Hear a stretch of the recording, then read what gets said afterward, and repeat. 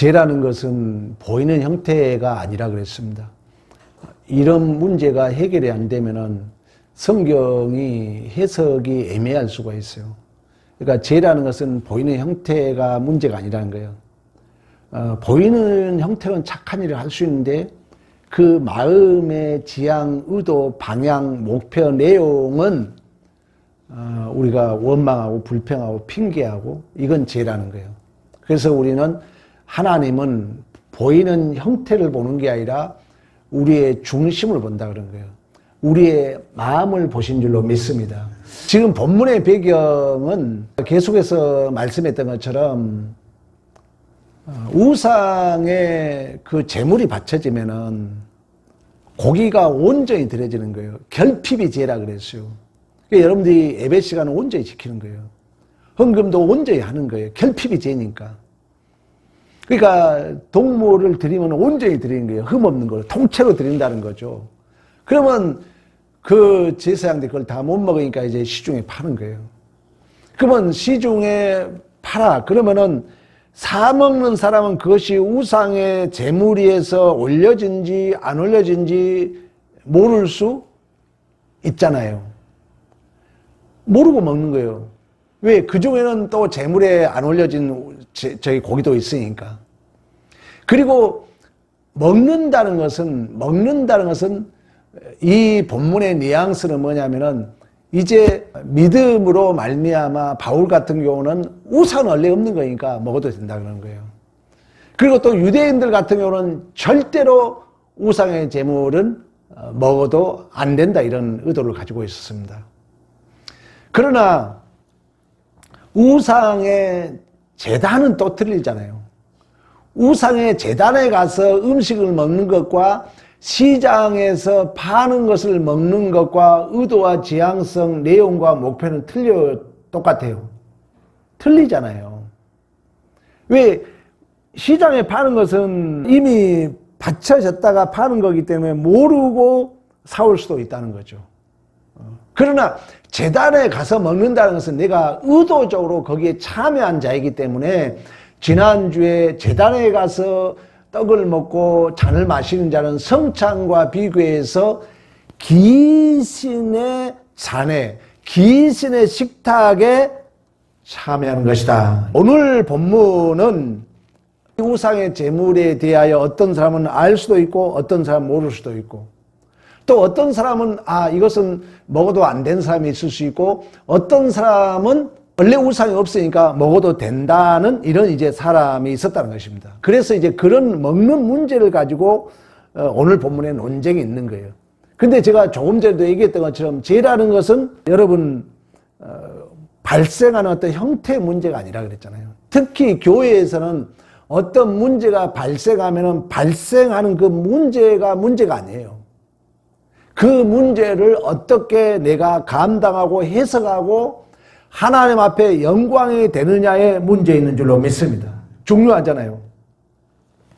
그런 의미에서 23절에 그 얘기를 하잖아요. 모든 것이 가하나 모든 것이 유익한 것은 아니요.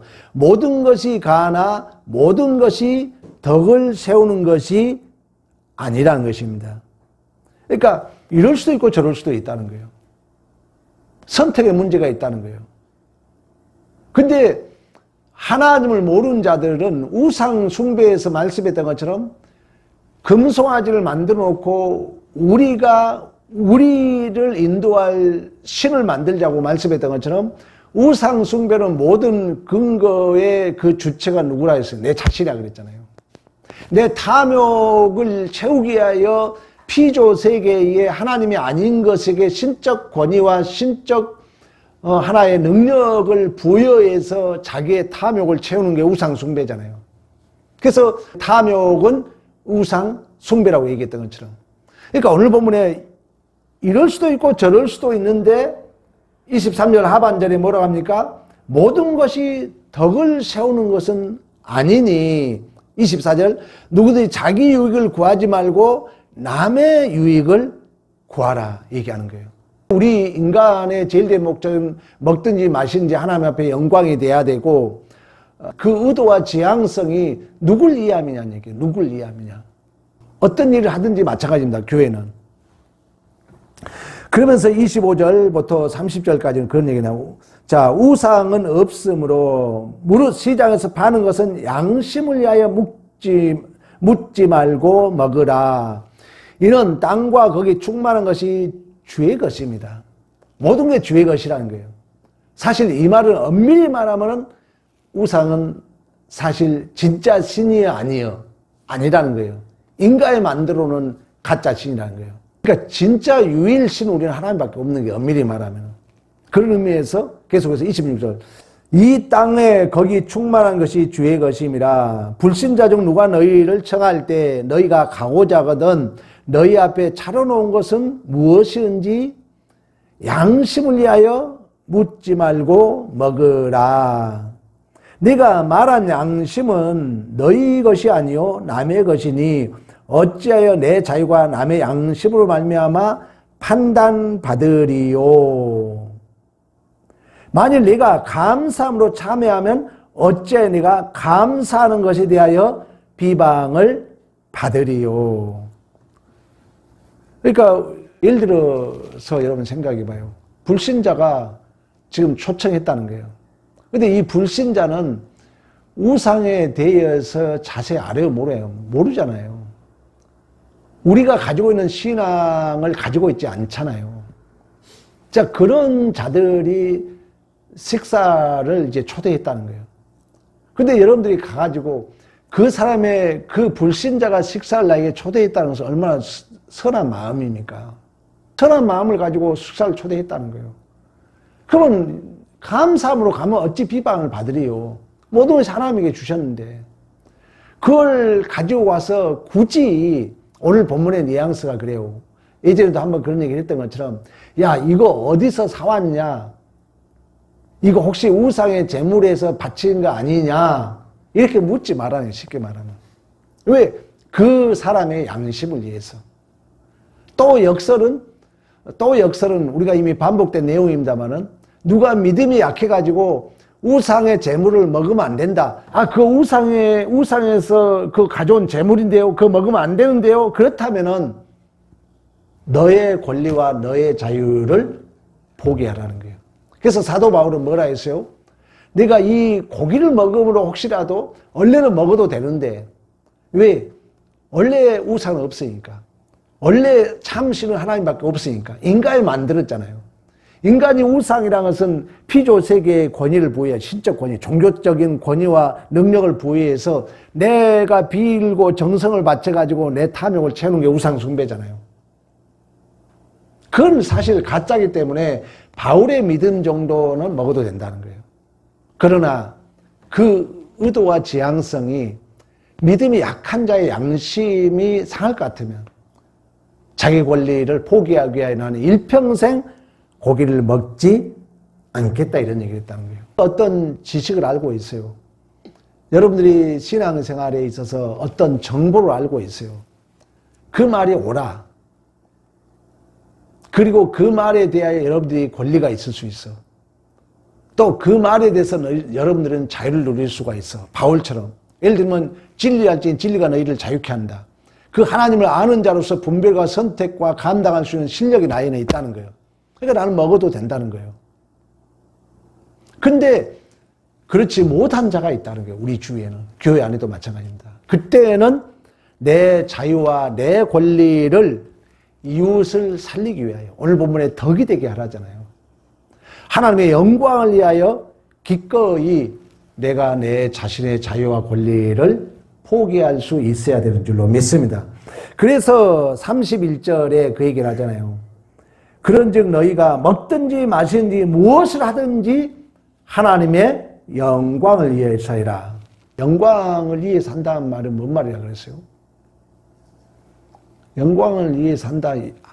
나를 통해 하나님의 영광을 받으신다는 말이 뭔 말이에요? 그러니까 독사독효라는 건 뭐냐면 나타난다. 하나님이 나타난다는 거예요. 그러면 그 영광을 누가 나타냈어요? 실체적으로 예수가 나타났잖아요. 말씀이 육신되어 독생자를 보니 하나님의 은혜가 하나님의 영광이 충만하더라 그랬잖아요. 그러니까 하나님을 실제적으로 그 모양과 형상의 실체가 누구라 했어요? 예수라 그랬잖아요. 그러면 하나님이 영광을 받는다는 것은 내 모습 속에, 그렇죠, 영이신 하나님을 보여준 누가 나타나는 거예요? 예수가 보여져야 된다는 거예요. 그러니까 예수는 십자가상에서 내가 섬김을 받으러 온 것이 아니라 섬기러 왔다고 말씀했던 것처럼, 약한 자를 위하여, 죄인을 위하여 자기의 모든 것을 내어주시고 십자가상에서 모든 아픔과 그 저주와 심판을 감당했던 것처럼 그 모습이 드러날 때만이 누가 영광 받는다고요? 하나님의 영광을 받으시는 거예요. 영광 꼭 알으셔야 돼요. 왜? 우리 인간의 제일 된 목적이 하나님을 영화롭게 하고 그를 영원토록 즐거워하는 거예요. 그럼 하나님의 영광이 나타난다는 것은 내가 말 한마디에도 누가 그 내 말을 들었을 때 예수님이 생각나야 된다는 거예요. 독사독교 나타나다 보이다 생각나다거든요. 내가 무엇을 위했을 때 예수님이 드러나야 된다는 거예요. 그러니까 내 마음이 합당하면은 성령이 우리를 통하여 분명히 예수에 대하여, 내가 선한 일을 하게 되면 성령이 그에 대해서, 예수에 대해서 생각나게 하고 기억나게 하고 가르칠 줄로 믿습니다. 내가, 여러분이 선한 일을 하게 되면 누가 그걸 봐도, 우리 권사님이 선한 일을 교회에서 하면은 다른 사람이 그걸 봤을 때 내가 의도가 선하면은 성령이 그 본 사람으로 하여금 누가 생각나게 한다고요? 예수가 생각나게 한다는 거예요. 그래서 성령의 신적 확증으로 성령을 보혜사를 너에게 주리니 그가 나에 대해서 생각나게 하고 기억나게 하고 가르쳐 주신 줄로 믿습니다. 그 나는 예수잖아요, 예수. 그러니까 우리가 무엇을 하든 간에 예수의 영광, 하나님의 영광, 그 하나님의 형상과 모양의 실체, 생명의 씨, 예수가 내 안에 나타나도록. 그러면 다른 사람이 봤을 때, 성령은 역사하잖아요. 성령이 모든 은혜의 창시자라 그랬잖아요. 모든 은혜의 근원자라 그랬잖아요. 모든 은혜의 조성자라 그랬잖아요. 성령이 우리 마음속에 예수에 대해서 생각나게 해요. 그가 생명이고 진리고 길이기 때문에 그런 삶을 우리가 생명의 삶이라 그런 것입니다. 이처럼 신자의 행동의 기준은 항상 마음의 중심이, 제가 자주 강조합니다. 어떤 보이는 형태가 아니라 의도와 지향성과 경향과 목표와 내용이 옳았다 틀렸다가 아니라 내 자존심과 이기심 차원에서 점검하지 마시고 남의 유익을 위하여 상대편의 상대 입장에 선 걸 뭐라 그랬어요? 사랑이라 그랬잖아요. 그러니까 예수의 모습이 이 땅에 드러난다는 것은 또 다른 말로 말하면 우리 지난 주일날 그런 얘기 했잖아요. 사랑이에요. 하나님의, 예수의 십자가는 하나님의 사랑의 확증이라고 했어요. 하나님 아버지의 형상과 모양이라는 것은 생김새가 아니라 그랬잖아요.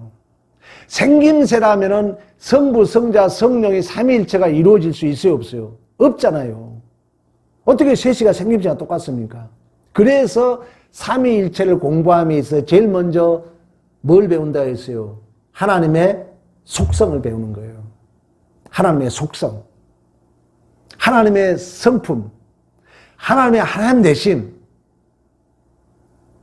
그것의 최고의 핵심적인 것은 사랑이라는 거예요.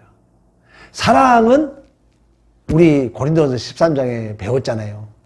오래 참고 나의 유익을 구하지 않고 견디고 참고 자랑하지 않고. 뭔 말이에요, 그 말이? 항상 이웃의 유익을 위하여. 우리의 신앙이 점검되어야 할 줄로 믿습니다. 그래서 27절에도 그 얘기를 합니다. 불신자 중 누가 너희를 청했을 때 너희 앞에 차려놓은 것을 무엇이지 양심을 위하여 묻지 말고 먹어라. 아니, 불신자가 얼마나 의도가 좋습니까? 아니, 참 정성껏 이렇게 차려서 밥을 대접했는데 굳이 그걸 가지고 야, 혹시 너 이거 우상에서 가져온 거 아니냐? 이러지 말라는 거예요. 옳고 그름의 문제가 아니라 나의 탐심과 이기심의 문제가 아니라 항상 이웃의 유익을 먼저 생각해야 될 줄로 믿습니다. 그 말이 예수 그리스도의 마음이죠.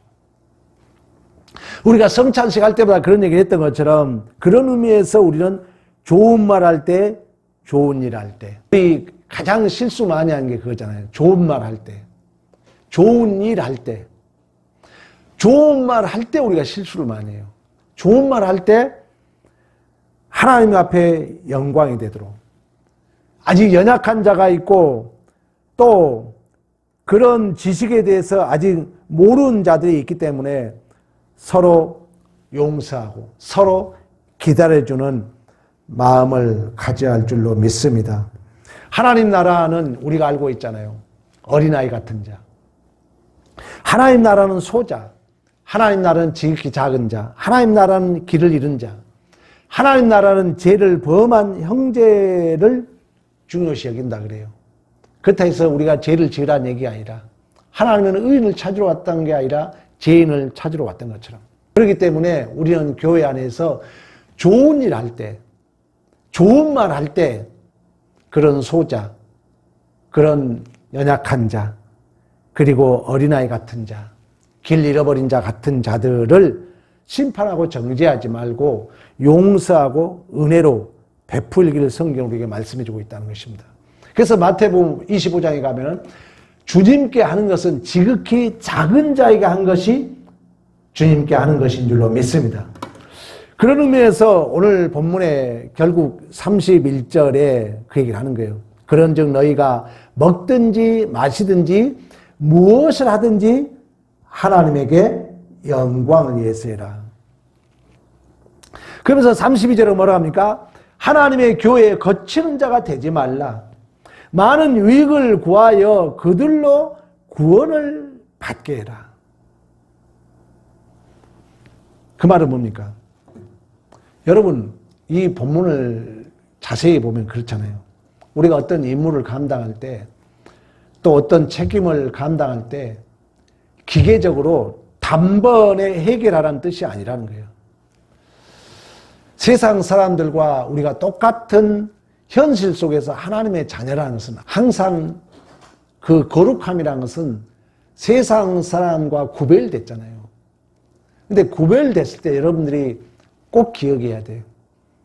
하나님은 우리를 볼 때 보이는 형태가 중요한 게 아니라는 거예요. 우리의 중심을 본다고 말씀했던 것처럼 우리의 의도, 지향성, 우리의 경향, 우리의 목표가 어떻게 우리가 구별됐는가, 이걸 항상 생각하라는 거예요.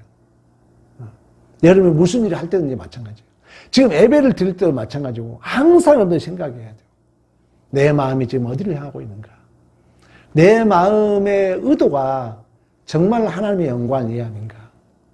아니면 혹이라도 내 자랑, 또 혹이라도 내 자존심, 혹이라도 내 이기심, 혹이라도 나는 옳았어로 가고 있는가? 아니면 내 의도와 내 지향성이 진실로 교회 전체를 이해하는가? 진실로 그 믿음이 약한 자를 이해함인가? 그에게 좀이라도 유익을 주고자 함인가? 항상 기억해야 된다는 거예요. 이 거룩함의 구별됨의 기준은 우리가 얘기했잖아요. 우상 숭배적 신앙은 항상 기준이 누가 된다 했어요? 내가 되는 거예요. 그럼 내가 되면은 내 기준이 명확해지고 분명해짐으로 말미암아 다른 것을 부인해야 되기 때문에 다툼이 일어나고 비판하게 된다는 거예요. 그러나 우리의 진정한 거룩함과 구별됨의 기준은 하나님의 형상과 모양의 실체, 생명의 씨, 예수 그리스도가 기준이 되어야 되는 줄로 믿습니다. 그 기준이 되도록 성령이 우리 안에 신적 보증을 해줘요. 그래서 성령이 우리의 의도가, 우리의 지향성이 예수 그리스도를 우리가 지향하게 되면은, 예수 그리스도를 의도하게 되면은 성령이 그에 대하여 생각나게 한다는 거예요. 그 예수가 내 안에 더 충만하도록, 내 안에 예수를 통하여 하나님의 영광이 되도록 성령이 우리를 조명해줘요. 성령이 자각하게 해요. 성령이 돌아오게 기억하게 해요. 그리고 성령이 생각나게 해요. 성령이 기억나게 해요. 성령이 가르쳐 주시는 줄로 믿습니다. 문제는 뭐냐? 이사야 선지자는 이런 얘기를 해요. 천국을 어떻게 얘기하냐면 독사의 굴에 어린 양이 너도 손을 물지 않는다는 거예요. 사자가 어린아이와 같이 뛰논다는 거예요. 천국을. 그러면서 마지막에 뭐라 하냐면은 상함도 없고 해함도 없는데 그런 천국을 누리려면 여호와를 아는 지식이 세상에 충만하다 그래요. 천국은 하나님의 통치잖아요. 하나님의 다스림의 원리 바실레시아. 그러면 이 하나님의 통치와 다스림이 하나님의 하나되심이 내 안에 임재하도록 천국은 다스림과 통치의 원리인데 알아야 될 거 아닙니까? 그래서 이사야는 이러한 하나님의 나라를 얘기하면서 여호와를 아는 지식이 충만하더라 그래요. 여호와를 아는 지식이 충만하더라. 하나님을 모르면은 여러분 믿음은 들음에서 나잖아요. 들음은 예수 그리스도 말씀이잖아요. 마음으로 믿어 의에 이르고 입으로 신하여 구원에 이른 줄로 믿습니다.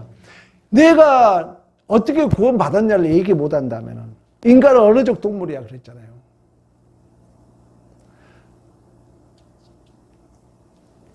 구원이 여러분 뭐냐고 모른다면 영생이 뭐냐고 모른다면 거기는 영생을 뭐라고 합니까?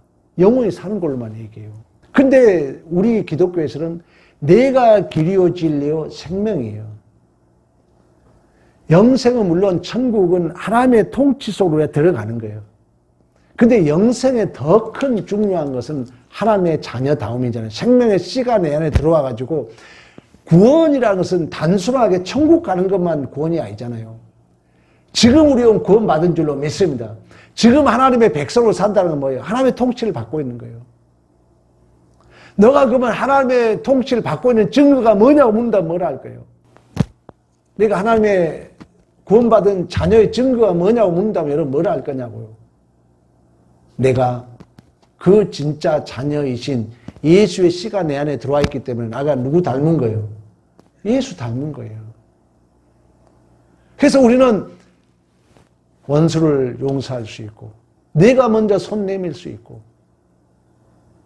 너는 지금 세상을 위해서 가지만 나는 세상에 대해서 내가 양보할 수 있고 우리 예수님이 그렇게 살았다. 나는 천국을 지옥을 저 예수님이 재림에서도 나는 분명히 누리겠지만 이 땅에서도 난 천국에 누리고 있다. 난 이 땅에서 하나님의 통치를 받고 있다. 그래서 나는 미워하지 않는다. 나는 세상이 전부로 여기지 않는다. 나는 어쨌든 예수 닮은 자로 살려고 노력하고 있다. 당당하게 얘기할 수 있어야죠. 왜 우리가 기지가 죽습니까? 이런 내용을 모르고 자꾸 세상적인 정탐꾼들이 왜 자기를 메뚜기로 봤습니까? 뭘 봤다고 그랬어요? 네피림을 봤잖아요. 네피림의 우승을 봤잖아요. 세상적인 원리, 큰 거, 용감한 거, 세상의 돈, 명예, 권세 이런 쪽으로 보면 우리는 기죽죠. 그건 믿음이 아니라는 거예요. 그건 우상숭배라는 거예요. 그래서 38년 동안 뺑뺑이를 돌린 게 안진뱅이 신앙이 된 것입니다. 그래 우리는 하나님의 자녀로서 하나님의 영광을 위한 삶을 산다는 것은 그 하나님의 형상과 모양의 실체, 그 하나님의 형상과 모양의 실체는 보이는 형태가 아니라는 거예요. 물론 보이는 형체로 예수가 이 땅에 오셨지만 그 예수는 하나님의 사랑의 확증이라는 거예요. 그래서 요한 1서에 가면 사랑을 하지 않은 자는 하나님 모른다 그래요. 요한복음 15장에 가면은 포도나무와 가지의 열매를 얘기하면서 그 가지가 나무에 붙어 있으면 그 열매는 사랑이라고 그래요. 내가 새 계명을 너에게 주노니 서로 사랑을 하고 그래요. 사랑할 때만이 하나님의 아들이 되며 사랑할 때만이 내 제자가 되라고 말씀하고 있어요. 여러분들이 교회 공동체 생활을 함에 있어서 항상 우리의 의도와 우리의 목표가 내가 나에게 주어진 그 자유와 권리가 나를 위함이 아니라는 거예요. 왜? 사랑은 상대를 위함이라 그랬잖아요.